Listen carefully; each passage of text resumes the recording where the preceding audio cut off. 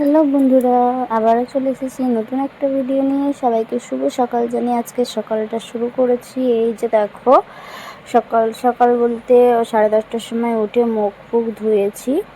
তারপরে ভাবলাম কালকে রাত্রের বাসন ছিল, ভাবলাম বাসনগুলো ধোবো। তো ভাবলাম না, খাওয়া দাওয়া করে একেবারে সব বাসন ধোবো। তো তারপর খাওয়া দাওয়া করে বাসন ধুতে যাচ্ছি, দেখি জল নেই।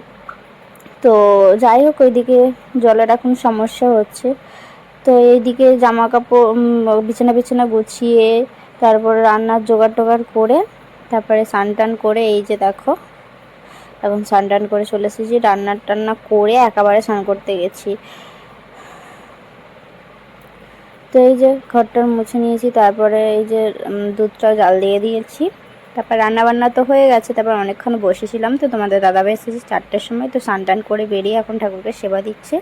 তারপরে এই যে খেতে বসে পড়েছি। তো আজকে যেহেতু শুক্রবার, রান্না করেছি ভাত, সয়াবিন আলু দিয়ে ডাঁটা দিয়ে তরকারি, আলু ভাজা আর ডাল আর পাঁপড় ভাজা আর স্যালাড আছে, লেবু। যেহেতু আজকে শুক্রবার, পেঁয়াজটা নিইনি।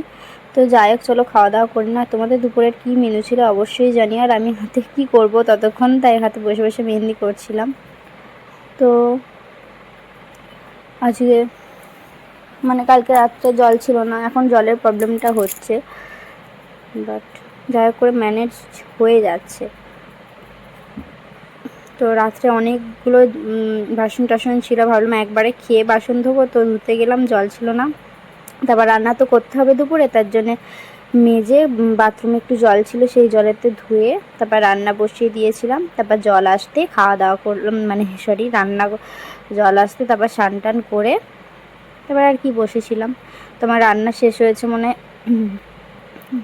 1টা বেজে গেছে, রান্না কি 1:30 হয়ে গেছে রান্না শেষ হতে। তো চলো এই যে খাওয়া দাওয়া করবো এবার। তো পাঁপড়গুলো বের করে নিচ্ছি, পাঁপড়গুলো ভেজে রেখেছিলাম।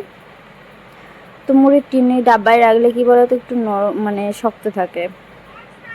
এই যে মেহেন্দি করেছি সেটাই দেখাচ্ছি। তো এই যে আজকে দুপুরের এই মেনু। তোমাদের দুপুরের কী মেনু ছিল অবশ্যই জানিও। আর এই যে খাওয়া দাওয়া কমপ্লিট করেছি, এবার শোবো। তারপর বিকালে